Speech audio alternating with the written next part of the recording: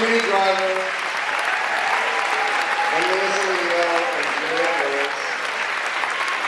Who else?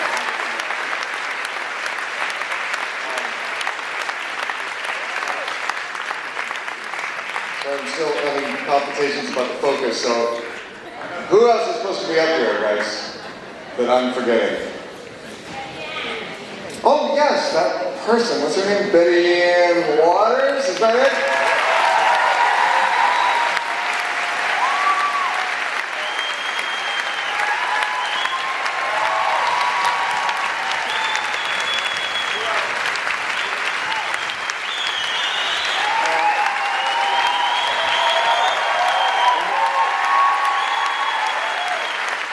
Amber and Barry, why don't you guys come up here too? And Andrew and Amy. All right, we're ready.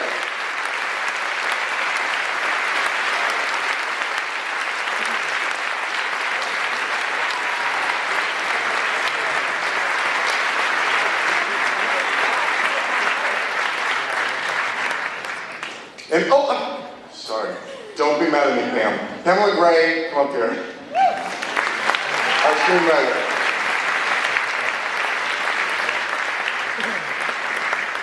Who else am I forgetting? Emerson, yeah. Okay, I'm not asking you a question, so I'll stop talking. Well, I have a question to start this off. Do you want to talk a little bit about how this project came to be and how you assembled this amazing cast? Yes, I wanted our producers, Andy and Andrew, to come up too, I will start. Yeah, it's a long story, so if you have 9 years, that would be good.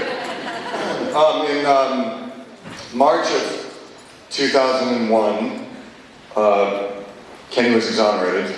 Betty Ann succeeded in getting a March 15th.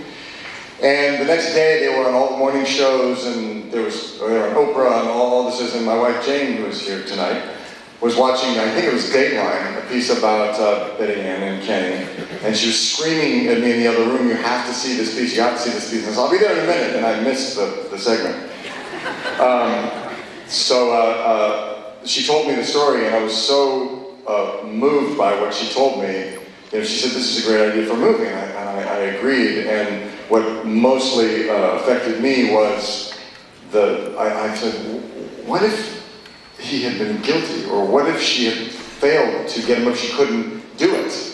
Would her struggle have been in vain, and her faith in him have been in vain? And the answer was absolutely not, because the connection and the love and the bond that these two people shared was so profound that was the story for me. So I wanted to explore that. And I discovered some months later from the brilliant John Levin from CAA, who's here tonight, who was also responsible for putting my first movie together, called me up and said, "You're interested in that Betty Ann Waters project, right? Well, there's my friend Andy Carr, she's a producer in New York, and he's negotiating for the rights, and you guys should talk." So Andy, well, I'm not going to invite you up here 3 times. But Andy and I met, and we decided to do it together, and we decided that Pamela Gray, who wrote A Walk on the Moon, our first film, would be the ideal writer, and that's how it started. And how did you get this cast together? I have no idea. Well, let's see, it took a few years to get the script going and lots of ups and downs, which since we don't have 9 years, I won't bore you with. But I saw my dad, who's also here tonight, this afternoon, called me and said, "I found Betty Ann Waters." I said, "What are you talking about?" He said, "I just saw a screening of Clint Eastwood's movie.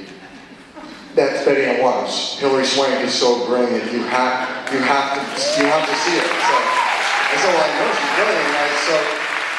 So I rushed out and saw it, and was, of course, blown away as I am by all of her work, and immediately called Josh Lieberman and said, "I have to have her," and Jason Marberg. So anyway, that's how I found Hilary, and Hilary, thank God, felt the same way. And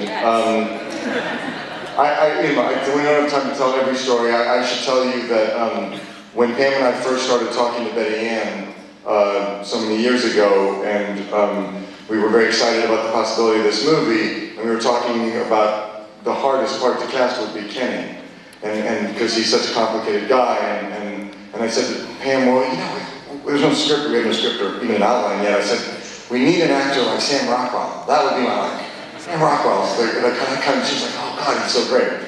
So we didn't have a script or a movie or any money yet, so it took a few years, but Sam had always been in my head for Kenny, and every time I see the film, I thank God that we have Sam in the movie.